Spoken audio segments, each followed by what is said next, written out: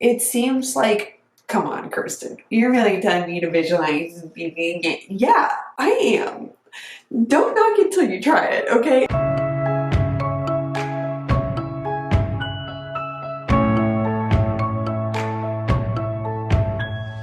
Hey dancers, welcome back to the Confident Dancer YouTube channel. Today I'm going to talk about how to not be so affected by the negativity of others. This is something that I think we've all experienced at some point, and especially in certain dance environments, it's honestly pretty negative. You know, sometimes people be gossiping, people be complaining about their body out loud, people are being judgy. I know, it happens.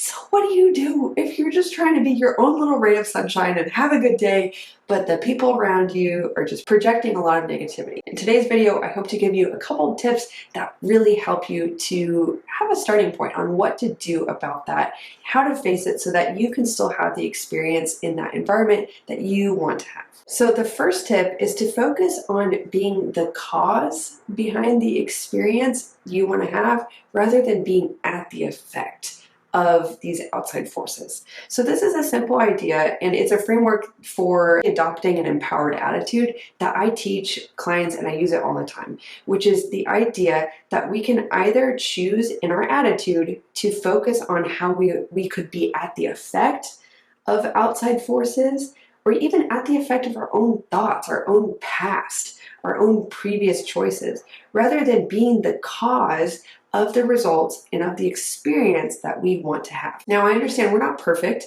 and being affected by outside forces is a real thing. It really is. But is that something that you focus too much on? Like what others are doing and how you wish that they were different so that you can feel the way you want to feel, or you can have the class that you want to have. It is so easy, and I've had this experience a lot of times where I'd had to work through this. We've all had, for example, teachers that you don't enjoy their class, you don't like the environment they create, and you're stuck with them for a whole year. Been there. Like, we've all been there. I mean, I hope that's not true. Maybe most of us have, though. So anyway, I've had so many moments where I've had to reckon with myself and say, and instead of just focusing on, man, it's so unfair how they treat the dancers this way, and I hate their class, and they always make really weird comments, and they're so negative or so toxic, or I just don't like their class, or it's not preparing me for my rehearsals. Yes, what are you going to do about it?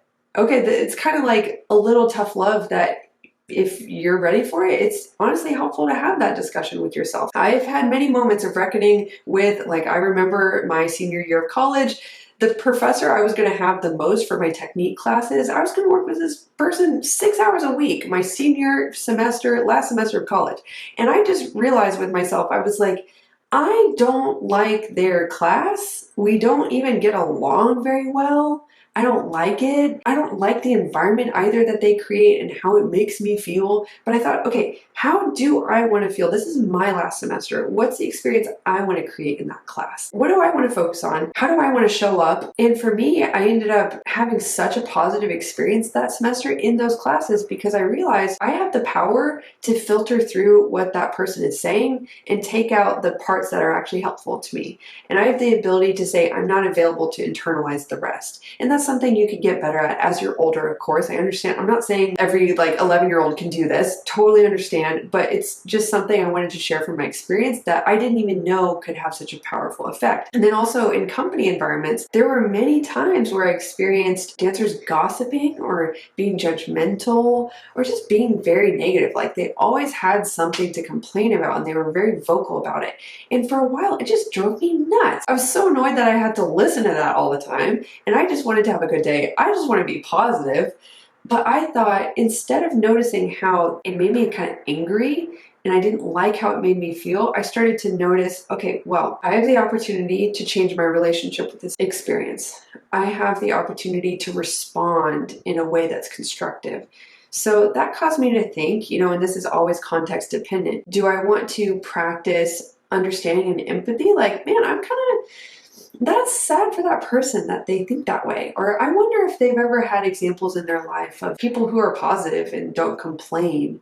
Or I wonder if they don't recognize how they really have so much power to have a positive influence, but they're having a negative one. You know, I kind of put the focus somewhere else rather than like, oh, I don't like how they're making me feel. And also you can use it as an opportunity, like in this mindset of being the cause for the experience you want to have, you can actually use it as an opportunity to do so many things, like practice setting your own intention for the class and really staying in your own lane. Even channeling the frustration you have for the tone others are setting into fueling your value for positivity and being a force for good. And you can find your own little outlets for using that, even if it's just with yourself.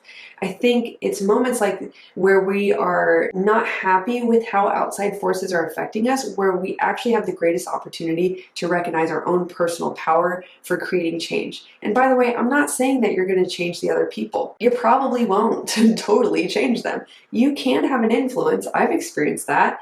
But even if you can help facilitate positive change in them in some way, it's not even always helpful to focus on that or expect it, or even especially not to expect it quickly. The best thing you can do is focus on what experience you want to have and take responsibility for your attitude, your focus, not participating in gossip or choosing to listen to the negative self-talk that other dancers are having. And you can take this as an opportunity to say, well, instead of internalizing their own judgments that those other dancers have for themselves, I'm going to use this as an opportunity to practice positive self-talk with myself. I'm going to use this as a chance to observe how their self-talk is really negatively affecting them. And I'm going to use it as fuel to really ask myself, how do I want to best support myself instead of tearing myself down? I'm just a big fan of taking responsibility where you can for your experience, creating the experience you want, and also just using every experience as an opportunity. That will keep you busy, my friends. It won't make everything perfect, but it will get you very, very far. And so a couple of these tips I already kind of touched on in the one like big overall tip in the beginning, but one is you can actually practice setting boundaries. Okay, and boundaries can look multiple different ways, and it depends on who or what the source of negativity is. If it's the teacher or director or choreographer, that's going to look a little different. Not hugely different, but it can compared to if it's your peers, your fellow dancers. So what this can look like, setting boundaries can look like having energetic boundaries. Like, it sounds weird, but it's really a thing. I've used this visualization and oh my gosh, it's actually really helpful. I have a couple visuals that I really use. If you've ever seen like the old cartoon version of Beauty and the Beast, and there's that end scene where there's like the rose and it's the end of the movie and the rose is like under this upside down glass vase. It's like in a case. I literally imagine, this is hokey, but I'm like, I imagine that I'm the rose on the inside of that case. There is a glass bubble around me. And I just imagine people's negativity or their comments kind of just like hitting the sides of the glass and slowly falling down. Honestly, try it out. It seems like, come on, Kirsten, you're really telling me to visualize. Yeah, I am. Don't knock it till you try it, okay? And then the other visualization is when you notice your energy going out towards other people, like you feel really attached to maybe some dancer you feel on the side is judging you, and you feel your energy and attention going out towards them. Imagine you have like a pink ribbon that's tied around your waist, and that pink ribbon all of a sudden energetically is extending and connecting towards that person when you're being affected by them. Imagine yourself pulling it back in towards yourself. And it's actually a visual representation of you pulling your energy and your power back in towards yourself and your attention, and taking that power away from someone else to affect you. Seems however it seems, but it can really work. So try it out. And the other thing with boundaries is asking yourself, like actually sitting down and maybe journaling through this or talking through it or just thinking, what are the things I am available for and not available for? For example, with teachers, I've done this a lot. When a teacher is pretty negative, I think, what am I available for in my relationship with them? I'm available for assistance in technically becoming a better dancer. I'm available for, just any way that they want to help me be a better dancer. I'm available for comments that are made in my best interest, not from a place of lashing out or unhealed trauma, or you know what I'm talking about, like them just having a bad day and wanting to like just on you, then you write your list of things you are not available for. This was super helpful for me in like setting some emotional boundaries with some teachers in my past. I thought, I'm not available for you to tell me who I am, what's possible for me, what I'm worth. I'm not available for comments that are not made in my best interest. I'm not available for comments that when I think about what their intention might have been in saying that, if the intention does not seem constructive, then I'm going to really pass that comment through a strainer and I'm going to take some time to think about it. I'm going to kind of have it mentally a little wall up where your comment has to pass through a wall before it really gets in here. And that's a practice. I understand it's something that takes a while to build up, but it can be really, really profound to just set some clear boundaries of what you're available for and what you're not. Same with peers. You know, you could be available for camaraderie. You could be available for inspiration from them. If they're doing something nicely, you can think of how you want to use that to apply to your own dancing. But you're not available for gossip. You're not available for their negative self-talk rubbing off on you. You're not available for their judgment, making you wonder, oh, should I start judging myself like that? Do they judge me like that? Are they right? Listen, take a second to think about people's intentions behind what they're saying and what their values are, what their mindset is that's causing them to act the way they're acting. And it will really help you to distinguish the people you want to actually be open to influencing you and the people you're like, no, like we're going to coexist, but you do not hold a place of influence in my life. Maybe that's like level 10, but I've been there and it's helped me, so I just want to share that with you. So the next point is to stay connected to your bigger picture, to the bigger picture mindset and your bigger purpose for being in the environment that you're in. That is so helpful for staying focused, to just remember, this is why I'm here. And this is the bigger picture I'm in my life. Like in a year or two, I might not be here. And this is where I'm headed. This is what I'm focused on.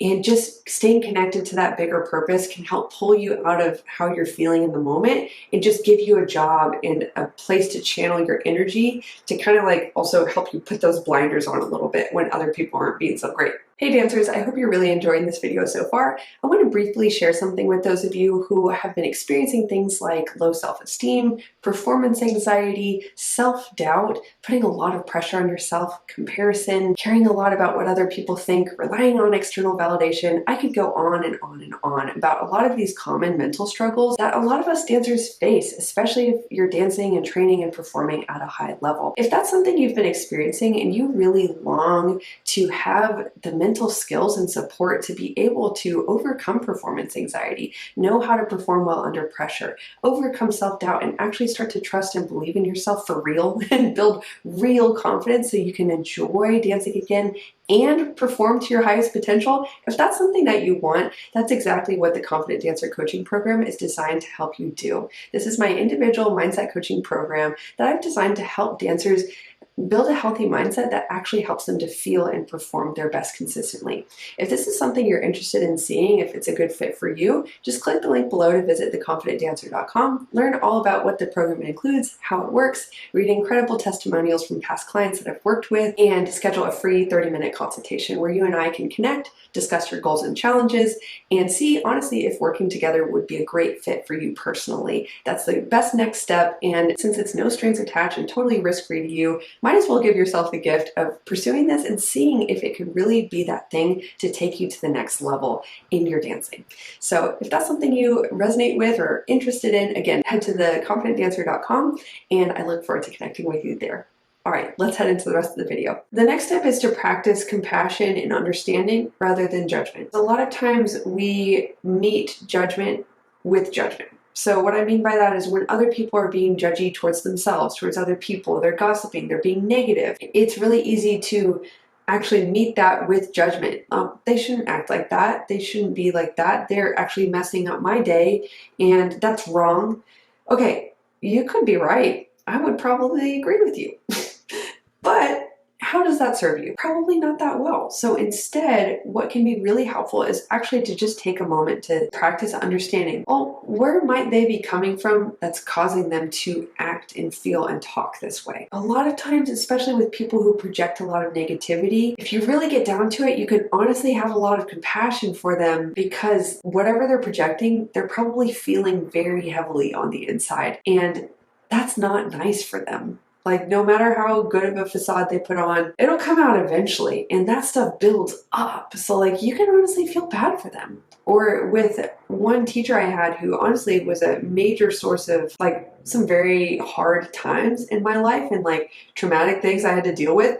I'm not trying to be dramatic, you guys. It's just stuff I've actually really had to work through, like things that were said to me, the stuff that was done. It just wasn't okay. Part of my healing journey with that was actually saying, okay, where was that person coming from, and what could have happened in their life to actually kind of create that mentality in them that ended up hurting me. You know, we've all heard that hurt people hurt people. And I think it's just a great place, an opportunity for your own release and your own well-being to actually, instead of meeting them with judgment, internally, maybe even externally, meet them with understanding and compassion. So this will lead to one of my last points, which is that you can say something.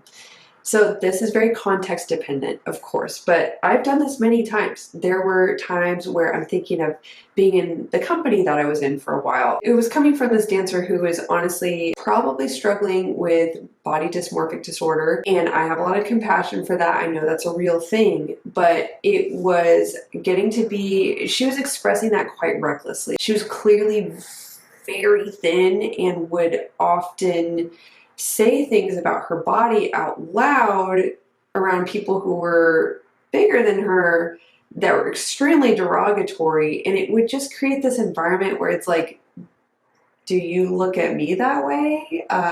Should I start looking at myself that way? Like, sheesh, I didn't know that part of a woman's body was like such a problem, until you pointed it out like that. It was very negative to be around. And so with that dancer in particular, this, again, context dependent, I happened to be friends with her, so we had some level of rapport, but I've even done this with other dancers that I don't have a big connection with. You want to do this tastefully and carefully, okay? But you can say things like, first, I will say, before you say anything, not saying anything also goes a long way. Like, don't entertain the person who's like just spewing all these negative comments, because a lot of times they're fishing for compliments. Their self-worth is very low, so they want you to build it up. So they want you to be like, no, you're not fat, I'm fat, which is like, like a cheese grater to my soul when I hear dancers say that. You're not, okay, so stop. But anyway, like, first, consider not saying anything. And if they keep going, you can talk to them, maybe first casually, just be like, hey, you don't deserve to talk to yourself like that. Just kind of like mentioning something, or like, what if you actually look a lot better than you think, Or sometimes asking a question can be helpful, or like, having an okay day, like, are you doing all right? Honestly expressing that with kindness. And it did get to the point at some times with certain people where I would actually take a moment to say like, hey, I noticed, say what you notice, say what you've been observing. I've noticed that you make a lot of negative remarks about your body often. And I just wanted to hear out like how you're doing and if you're doing okay. And also to express that when you do that, it makes others and myself feel quite tense and fearful of being judged around you. It makes me feel more critical of myself. So I was wondering if you would be open to reducing those comments. Hopefully kind, compassionate. If you're close with this person, you can actually provide a space where they can feel heard, because maybe they haven't felt heard. This is all super context dependent. Explore how you might actually have an opportunity to say something. Another point is, again, context dependent. It's worked for me. Sometimes if I'm just dealing with a person who is like negative, they're not like off the charts, but they're just negative. They're kind of annoying. They're clearly not a positive influence in the room. One thing that has actually helped me a lot is actually to start building a little connection with that person. I'll kind of joke around with them or just try to say something funny, you know, build some light rapport, build some levity. And there have been so many times, maybe it's just my personality, but I've seen dancers who are typically quite negative and complain a lot. After a couple weeks of me just kind of building a little connection with them, being light, expressing my own positive energy and my own positive self-talk or views, I'm not pushing it, but just kind of like being myself and maybe even encouraging that person or just sharing some laughs together. It's amazing how with multiple characters like this, over the last several years, I've dealt with this a lot, they start to kind of open up and be a little bit more positive. For example, a couple weeks ago, this one person I take class with, she actually commented out loud, she's like, we're stretching together, and she was complaining again, and which she tends to do a lot, and she goes, I complain a lot, don't I? And I was like, but it's amazing how when you model positivity, obviously don't push it. I'm not saying to be like pushy or annoying, like context dependent 100%. It's all about how you do it. But when you do model that, other people start to see themselves. You know, they start to notice, oh, I'm the only one who's actually acting this way. And they actually have a moment of like being conscious of what they're doing. And I've seen that again and again. Oh, I actually complain a lot, or maybe I'm being really hard on that person. I shouldn't gossip about them. I've seen it happen just by kind of creating a little connection, having a little positive influence. I'm not saying to be like codependent and try to fix the person, but just kind of like, you know, see what happens. I've seen that really work for me. It's cool. And lastly, I'll say be friendly with everybody and try to create a connection with at least one other dancer who shares the same intention as you. And you can keep each other accountable, encourage each other, build a little culture between even just the two of you where you have a sense of positivity. That can be really, really helpful. Okay, dancers, I hope you really enjoyed this video and that it was really helpful for you. I'd love to hear what you think. And make sure to like this video if you enjoyed it so I know to make more like this. Subscribe if you haven't already, and I'll see you in next week's video. Bye-bye.